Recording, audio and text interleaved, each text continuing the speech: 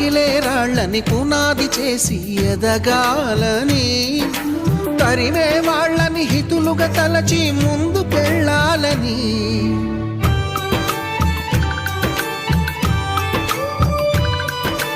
కన్నుల నీటిని కలల సాగుకై వాడుకోవాలని, కాల్చే నిప్పుని ప్రమిదగా మలచి కాంతి పంచాలని, గుండెతో ధైర్యం చెప్పెను, చూపుతో మార్గం చెప్పెను, అడుగుతో గమ్యం చెప్పెను. నేనున్నానని నీకేం కాదని, నిన్నటి రాతని మార్చేస్తానని.